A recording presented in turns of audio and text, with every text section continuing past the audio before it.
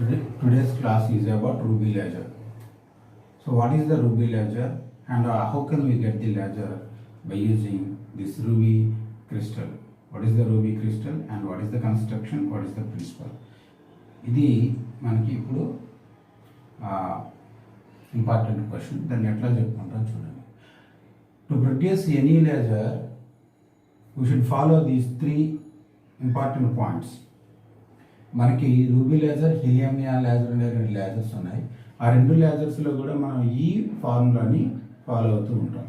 ఒకటి ఏంటంటే what is the active working material in this laser construction, and the second point is the resonant cavity. What is the construction of this entire material? ఏ విధంగా మనం నిర్మాణం చేయబడించాము ఈ మొత్తం వస్తువులన్నింటినీ కూడా ఏ విధంగా ప్రొడ్యూస్ చేస్తున్నాం, what is the construction, that is the resonant cavity. And next one is the exciting system. How can we excite the materials, ruby materials or whatever may be, how can we excite the system to get the laser? This is the important point. మనం ruby laser అయినా helium neon laser అయినా ఈ 3 పాయింట్లు ఏంటి అని తెలుసుకోవాలి. వాటిని ఎలా కన్స్ట్రక్షన్ చేస్తామో అదొక పాయింట్, దాంట్లో ప్రిన్సిపల్ ఏంటి అదొక పాయింట్. దాని ద కంప్లీట్ 10 మార్క్స్ కంప్లీట్ అయిపోతుంది. దాని తర్వాత క్వశ్చన్ కూడా ఫుల్ఫిల్ అవుతుంది. సో ఫస్ట్ కన్స్ట్రక్షన్ ఎట్లా ఉందో చూద్దాం. And this is the construction of the ruby laser. Here the rod this is ruby rod. ఈ రూబీ రాడ్ 2 వైపులా ఏం చేస్తారంటే highly polished and fully reflected in the surface. ఇటువైపు ఉంచుతాం fully reflected in the sense ఈ లోపల నుంచి ఏదైనా రేడియేషన్ ఇలా వస్తే ఇక్కడ తగిలి మరి బయటికి రాదు, ఇలా లోపలికి వెళ్ళిపోవాలి. And that's why whatever may be the radiation when it hits this surface it has to get back. That is the fully reflected end surface. Here is the partially reflected end surface. So to come through this surface, the certain amount of intensity is required. That's why this surface is partially reflected. అంటే ఒక photon వచ్చింది అనుకోండి, దీన్ని దాటుకుని వెళ్ళటం కష్టం. అట్లా ఎక్కువ ఫోటాన్స్ కలిసి వచ్చాయనుకోండి, అప్పుడు దీన్ని దాటుకుని వెళ్ళొచ్చు. అలా వచ్చిందే మనకి laser. That's why this ruby rod which is the active material rod is the 2 ends are polished, highly polished ends and all. This is the fully reflecting surface, this is the partially reflecting surface. ఇది important. ఎందుకు అంటే చెప్పాను కదా, reflect అయ్యి వెనక్కి వెళ్ళాలి. Reflect అయ్యి కూడా ఎందుకు రావాలంటే to get the more number of atoms to be to excite that radiation also. That's why atoms are ions whatever may be. ఇది రూబీ రాడ్. ఈ రూబీ రాడ్ని ఎగ్జైట్ చేయడానికి నార్మల్ స్టేట్ నుంచి ఉత్తేజ స్థితిలో తీసుకురావడానికి మనకు కావాల్సిన ఎక్స్టర్నల్ సోర్స్ ఒకటి కావాలి. Here the external source is optical pumping. So optical pumping అంటే పవర్ సప్లై మీరు చూసారా, ఒక హెలికల్ డిజైన్ ఉంది ఈ ట్యూబ్. ఇది xenon discharge tube. For this tube the energy supplied by this area, this is the power supply area. So by the xenon discharge tube what will happen, xenon discharge tube discharges the certain amount of the optical energy. ఒక light అనేది మనకి discharge చేస్తుంది. ఆ లైట్ని తీసుకొని ఈ ruby క్రిస్టల్లో ruby రాడ్లో ఉండేటువంటి ions normal state నుంచి ఎగ్జైటెడ్ స్టేట్కి ఎగ్జైట్ అవుతాయి, అంటే ఉత్తేజం చెందుతాయి. సో అట్లాగా గ్రౌండ్ లెవెల్ నుంచి ఉత్తేజం చేయడానికి మనకి ఈ xenon ఫ్లాష్ ట్యూబ్ అనేటువంటిది రూబీ లేజర్లో వాడతాము.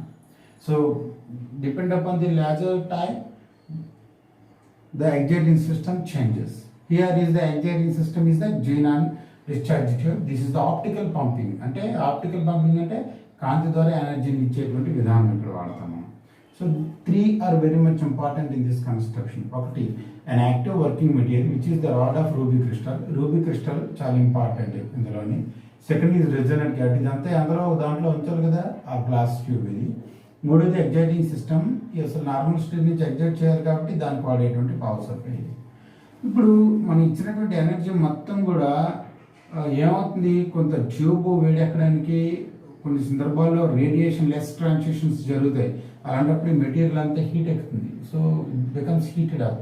So to decrease that heat using the cooling base, this is the cooling factor. ఇది ఈ విధంగా కూల్ చేయడానికి దాన్ని వాడతాం. అండ్ ఫైనల్గా మనకు వచ్చే లేజర్ బీమ్ ఇక్కడ ఉన్నాము. ఇది కన్స్ట్రక్షన్ మొత్తం. ఈ లోపల ఈ రూబీ రాడ్లో ఏం జరుగుతుందో ఇప్పుడు చూద్దాం. ఈ ruby rod in the sense Al2O3 and Cr2O3 అంటే ఈ రెండింటి దాకా మిక్స్ చేయడమే ruby crystal. It's a crystalline laser. Okay, స్ఫటిక క్రిస్టల్ అంటే స్ఫటిక లేజర్. ఇది రూబీ అంటే Al2O3 plus Cr2O3. By adding Cr2O3, that Cr2 chromium replaces aluminum some material. Aluminium chromium replace చేయడం వల్ల Cr+3 అయాను అల్యూమినియం రీప్లేస్ చేయడం వల్ల అప్పుడేమవుతుంది, ఆ క్రోమియం రీప్లేస్ చేసిన క్రోమియం తాలూకా పర్సంటేజ్ 0.5% కంటే ఎక్కువ ఉన్నట్లయితే then ruby crystal becomes pink.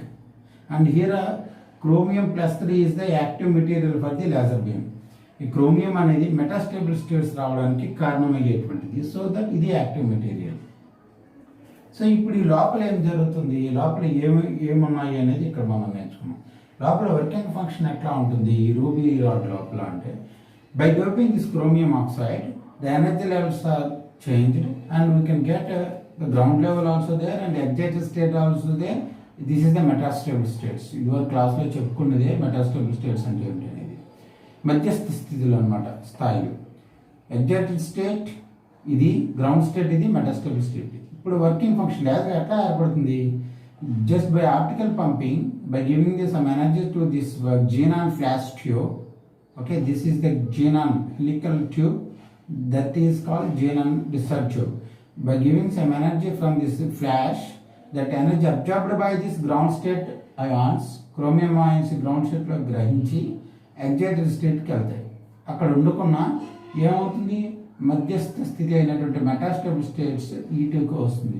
మనం చెప్పుకున్నాం మధ్యస్థ స్థితిలో ఎక్కువసేపు ఉంటుంది అని.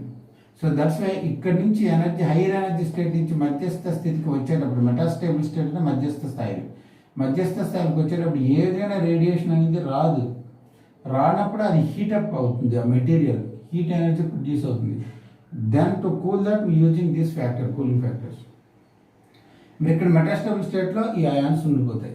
అలా ఇక్కడి నుంచి ఎగ్జైట్ అయాన్స్ ఇలా వచ్చి ఇక్కడ ఉండిపోతాయి. అప్పుడు ఇక్కడ ఏమవుతుంది, more number of ions are located in this state than this state.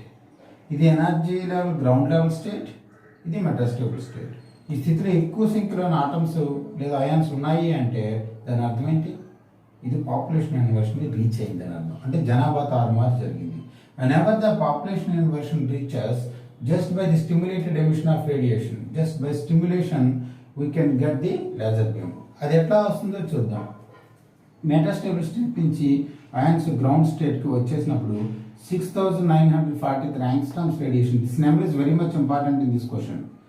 6943 angstroms of radiation released in this energy, released in this transition. ఆ ఫోటాన్ అనేటువంటిది ఈ రిఫ్లెక్టెడ్ సర్ఫేస్ నుంచి ఇటువైపు వెళ్ళింది అనుకోండి. ఆ photon this is fully reflected surface, so వెనక్కి వచ్చేస్తుంది.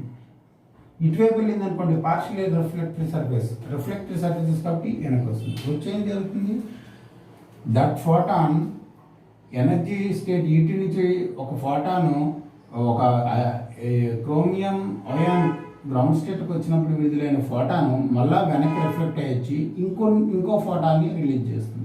మనం ఆల్రెడీ చెప్పుకున్నాం కదా ఏ విధంగా ఎక్కువ నెంబర్ ఆఫ్ రేడియేషన్ వస్తుంది. అప్పుడు 2 రేడియేషన్ వస్తాయి. First photon stimulated instant and stimulated photon. So పైన ఆటమ్స్ అన్నీ కూడా లేదా అయాన్స్ అన్నీ కూడా కిందకు వచ్చేసి ఈ రేడియేషన్ ఎమిట్ చేస్తూ ఉంటాయి. Just because of the stimulated photon, stimulated emission అంటారు దీన్ని. Because of the stimulated emission number of the photons released in this case are increasing. So ఎప్పుడైతే 2 photons వచ్చాయో ఆ 2 మళ్ళీ ఇంకొక 4, ఆ 4 మళ్ళీ రిఫ్లెక్ట్ అయ్యి ఇంకొక 8. That's why more number of the photons in the sense radiation, more number of the radiation released in this one. This is the 4th one. After the stimulated emission happened, this transition is 4th one. Laser beam produced. ఆ produce అయిన laser beam ఏమవుతుంది, మనకి ఇలా బయటికి వస్తుంది. This is the case. So జాగ్రత్తగా చూడండి. తెలుగులో రాసేదానికి అవ్వక నేను ఇంగ్లీష్లో రాసేసాను, కానీ తెలుగులోనే చెప్తున్నాను. తెలుగు మీడియం ప్రాబ్లం అయితే ఏం లేదు, నోట్స్ ఉంది కాబట్టి చూసుకుంటే సరిపోతుంది. So this is the laser principle. ఇది this is the construction of the ruby laser. This is very much important question, carries 10 marks. Nothing left in this case. Here the dimensions are ruby rod dimensions. Ruby rod general 4 centimeters, పొడవు 0.5 centimeters వెడల్పు ఉంటుంది. sometimes like area of cross section also మనం చెప్పుకోవచ్చు 0.5 centimeters square.